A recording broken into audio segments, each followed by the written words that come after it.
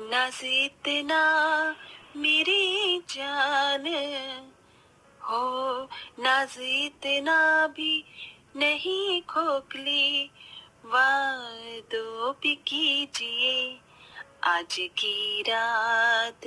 माँ जी, आपकी चाय माँ जी। ये माँ जी भी ना इस उम्र में इन्हें इस तरह नाचता हुआ देख मुझे शर्म आ रही है। वो तो इनका कुछ नहीं हो सकता। हम घूंघट में हैं और इनको देखो कैसे छोटे कपड़े पहनी हुई बेशर्म है सास। अब दीदी जो भी हो, कम से कम आप तो माँ जी को ऐसा न कहिए बाहर के लोग कम है क्या। सही बोली तू। माँ जी, आपका चाय नाश्ता। अरे क्या है तुम लोगों को, मुझे जब भी कोई अच्छी सी रील बनानी होती है तुम अपलोड करने से पहले ही टपक जाती है। मेरे बढ़ते फॉलोअर्स देख तुम्हें अच्छे नहीं लगते हैं ना। माँ जी ऐसा कुछ नहीं है, हम बस आपको चाय नाश्ता देने के लिए आए थे। आपने कितनी देर पहले बोला था, हमें ठंडा भी हो गया। हाँ तो जाओ, इसे ले जाओ। अब मैं अपनी हेल्थ को लेकर और भी ज्यादा कॉन्शियस हो चुकी हूँ। अब सुबह शाम तुम सिर्फ मुझे ब्लैक टी या ग्रीन टी ही देना, या फिर ब्लैक कॉफी। माँ जी, आपने ही एक दिन कहा था कि मैं काली चाय पीऊंगी तो काली हो जाऊंगी। अब आप दिन भर काली कॉफी काली चाय पीकर काली नहीं होंगी। तुम चुप रहो, ऐसा कुछ नहीं होगा। मैं बहुत मोटी हो रही हूँ, मुझे शॉर्ट ड्रेस पहननी है तो फ्लैट टमी तो रखनी होगी। ये सुन दोनों बहू रसोई में चली जाती हैं और सास के लिए ब्लैक कॉफी बनाकर लाती हैं, जिसे बड़े मजे से मीनाक्षी पीती है। उफ, बड़ा खराब टेस्ट था, लेकिन मुझे आदत तो डालनी ही पड़ेगी इस कड़वी कॉफी को पीने की। घर में 2 जवान बेटों की शादी हो गई है और तुम्हारी दोनों बहू घूंघट वाली निकली हैं। कुछ नहीं तो उनसे ही शर्म करके साड़ी पहन लो। बेशक से मॉडर्न ब्लाउज पहनना, लेकिन थोड़ा तो शर्म करो। ऊपर से इतने पैसे खर्च करती हो महंगे महंगे कपड़ों पर की क्या बताऊं। इतनी तुम्हारी साड़ी महंगी नहीं होती जितने की तुम्हारी ये ब्रांडेड शॉर्ट ड्रेसेस हैं। क्या है अब तुम्हें, खुद तो बुढ़े जैसे दिखते हो, कम से कम मुझे तो जवान दिखने दो।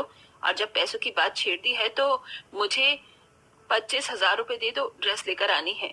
क्या 25,000 में तुम 2 ड्रेस लाओगी? वो भी वही तुम्हारी मॉडर्न ड्रेस होंगी। तुम्हें पता भी है कितनी मुश्किल से पैसे कमाए जाते हैं। मुझे सब पता है, अब तुम सिखाओ मत। शुक्र है मनाओ, सिर्फ 2 ड्रेस के पैसे मांग रही हूँ, वरना मैं 25,000 में तो सिर्फ सैंडल लाती हूँ।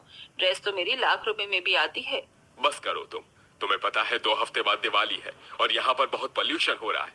इसलिए मैं सोच रहा हूँ इस बार हम सब दिवाली अपने पुश्तैनी कोठी में मनाएं, क्योंकि गांव में है और बहुएं भी वहाँ नहीं गई हैं। उन्हें बहुत खुशी मिलेगी, उनका मायका भी तो वही है। तो चलो इस बार हम वहीं चलते हैं। सच्ची पापा जी, इस बार हम गांव में दिवाली मनाएंगे और अपनी मायके भी जा पाएंगे। हाँ बहू। अरे वाह, अब तो हमें बहुत मजा आने वाला है। तो पापा जी हम कब जाएंगे, क्योंकि हमें वहाँ की जगह भी साफ करनी पड़ेगी, तभी तो हम दिवाली मना पाएंगे और सजावट भी करनी है।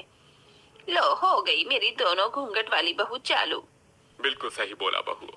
हम 1 हफ्ते बाद निकलेंगे ताकि तुम्हें बाकी के दिनों में वहाँ सफाई के लिए टाइम मिल जाए। ठीक है राजेश, मुझे जल्दी से पैसे दे दो, मुझे अपनी शॉपिंग करनी है दिवाली की। पैसे भी मेरा मन नहीं है गाँव में जाने का, पर तुम चाहती हो तो मैं चल दूंगी। पैसे दे रहा हूँ तुम्हें, लेकिन त्योहार पर भी तुम अपने मन की ही करोगी। जीन्स टॉप वाली हरकत, देखो साड़ी पहनना। तुमको जो कहना है कहो, मैं तो वही करूंगी राजेश जो मुझे करना है। फिर मीनाक्षी मॉल पहुंच जाती है और वहाँ अच्छे अच्छे शॉर्ट ड्रेस पहनकर मिरर के सामने ट्राई करती है। वाह, ये ड्रेस तो मुझ पर बहुत अच्छी लग रही है। गांव के अंदर दिवाली पर मैं यही पहनूंगी। एक गाउन भी खरीद लेती हूँ, थोड़ा सा घुटनों के नीचे है बट वेस्टर्न है। एक के बाद एक ड्रेस ट्राई करके मीनाक्षी सारे पैसों से वेस्टर्न ड्रेस लेकर घर आ जाती है। अगले कुछ दिनों में घर के सारे लोग 2 बेटों को छोड़कर गांव पहुंच जाते हैं, जहां राजेश अपनी पुश्तैनी कोठी दिखाता है। बहुओं, ये मेरा पुश्तैनी घर, जहाँ मेरे दादा के भी परदादा रहकर गए हुए हैं। वाह पापा जी, ये तो बहुत बड़ी हवेली है, अब तो इसकी जमकर सफाई करनी होगी। हाँ, काश हम दोनों के पति भी आए होते तो अच्छा होता।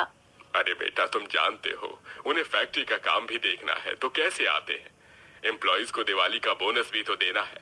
कोई बात नहीं, हम सब मजे कर लेते हैं यहाँ। मीनाक्षी, तुम मानी नहीं ना, यही कपड़े पहन कर आई हो। कोई मजाक उड़ाएगा ना तो खुद संभालना। अब चुप रहो, तुम यहाँ भी चालू हो गए। और तुम दोनों रूही डॉली जल्दी से सफाई कर लो, मुझे बहुत खांसी आ रही है धूल मिट्टी की वजह से। मैं बाहर हूँ, मुझे फोन कर देना। ये कहकर मीनाक्षी बाहर चली जाती है। वो दूरबीन से दूर के खेत खलियान को देख रही होती है कि आसपास के गांव की औरतें हंसते हुए कहती हैं 50 की उम्र में राजेश की लुगाई की बड़ी जवानी फूट रही है, जरा देखो तो कपड़े कैसे पहने हैं। वही तो देख रही हूँ, शहर की बहुत ज्यादा हवा लग गई है इन लोगों को। शर्म भी नहीं आती। इतनी संस्कारी बहुएं मिली हैं, घूंघट वाली बहुएं ने तो अभी तक मुंह नहीं दिखाया, और सास को देखो पैर दिखाई डोल रही है। वही तो।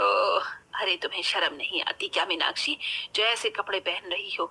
गांव में आई हो तो साड़ी वगैरह तो डाल लेती, कुछ नहीं तो अपनी बहू की तरह ही शर्म कर लो। बेशरम सास। तुम कौन होते हो मुझे ये सब कहने वाले? जब मैं अपने पति की नहीं सुन रही तो तुम लोगों की क्यों सुनो?